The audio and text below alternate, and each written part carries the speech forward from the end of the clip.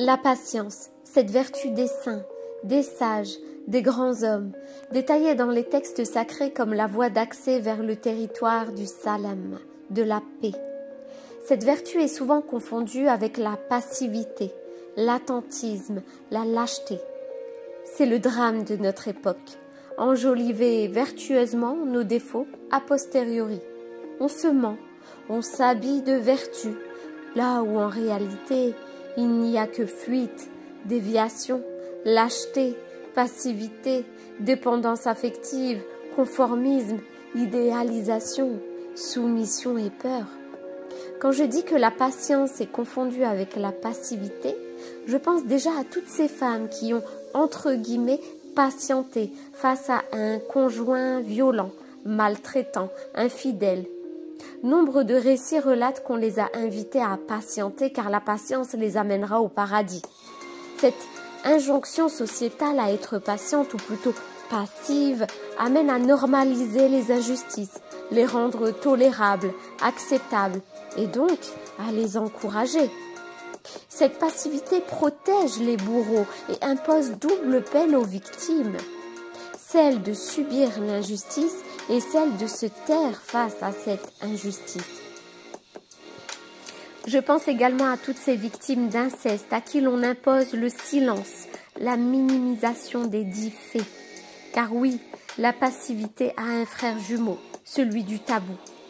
Cette passivité face aux injustices vécues vient soutenir l'idée qu'il faille davantage sauver les apparences que la vie. L'image est alors sacralisée et la vie sacrifiée. On préfère sacrifier des femmes violentées pour éviter la honte d'un divorce. On préfère sacrifier des enfants violés pour maintenir la réputation de la famille. On préfère taire les immondicités pratiquées dans son pays d'origine pour faire la promotion de sa nation. On préfère fermer les yeux sur les incohérences de certains discours religieux pour éviter le travail sur soi nécessaire à la compréhension des textes sacrés. Cette injonction à la patience est constamment demandée aux victimes d'injustice, à qui on demande de patienter, de différer la justice en la laissant à Dieu dans l'au-delà. Si les victimes osent parler, s'exprimer ou pire manifester une colère saine et juste, si ces victimes ne patientent pas, on les accuse dès lors d'avoir provoqué le mal. Divorce, éclatement de la famille, salir sa nation, blasphémer, tout ça c'est de leur faute.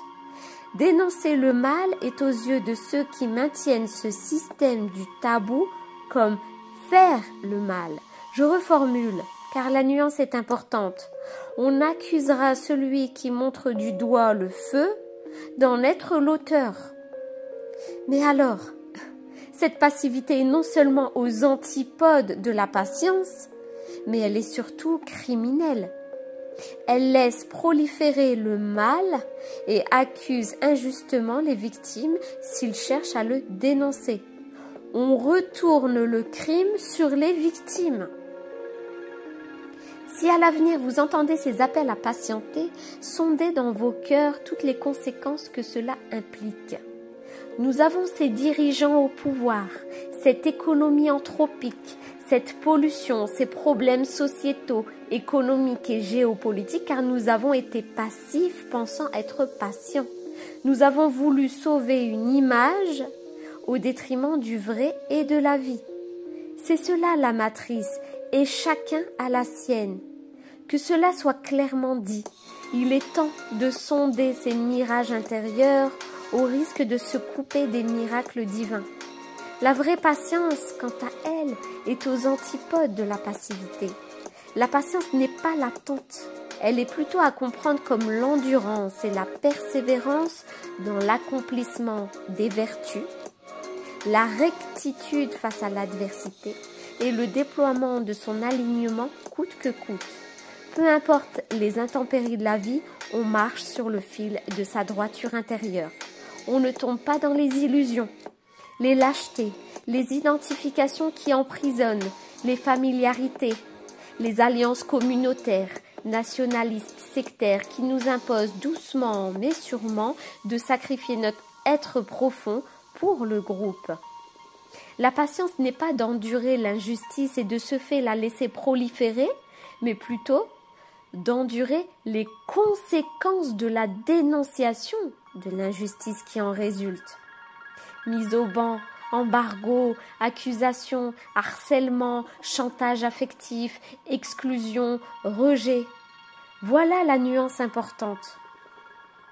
Mais la patience est aussi persévérer dans les vertus, aimer malgré le mal, pardonner toujours, renouveler la pureté de son cœur, être dans l'indulgence pour répandre l'espérance et la promesse divine. La patience est largesse de l'âme, là où la passivité est rapétissement de l'esprit. Mais tout est dans la mesure. Être indulgence avec les erreurs humaines d'autrui, mais impitoyable face à leur répétition volontaire. Savoir prendre sur soi parfois les poids de nos proches qui se noient, mais ne jamais les faire siennes et les rendre avec hâte. Être dans l'écoute et l'empathie face aux plaintes nécessaires de certains, mais s'arrêter quand la plainte devient un mantra victimaire. Savoir différer les plaisirs à court terme pour les bonheurs à long terme.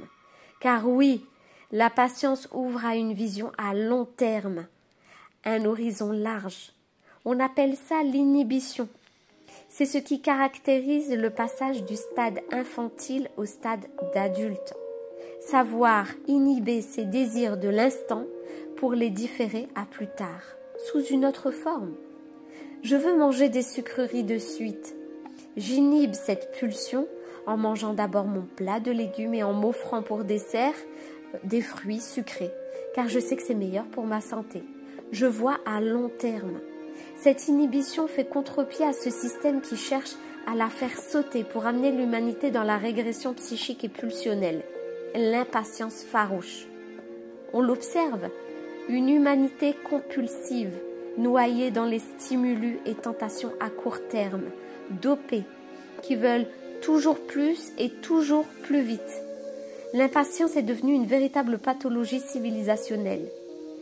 Là où le rythme s'accélère vers une course folle, où la plupart cherchent à posséder beaucoup, à accumuler rapidement, car leur horizon s'arrête à leur petite personne et à leur petite vie qui reste courte, la patience, quant à elle, nous amène à un retour au rythme divin, cyclique, lent, contemplatif et dans le contentement.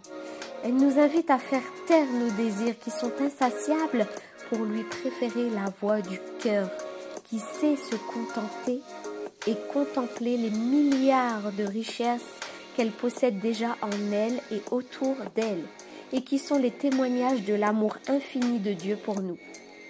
La patience, c'est voir au-delà de sa personne, c'est voir plus loin, plus haut, c'est aspirer à après soi, c'est un élargissement de conscience. Alors, cultivons à tout prix la vraie patience, active, courageuse, indulgente, contemplative, et savourons ce chemin pour sortir du monde des mirages afin d'entrer dans le monde des miracles.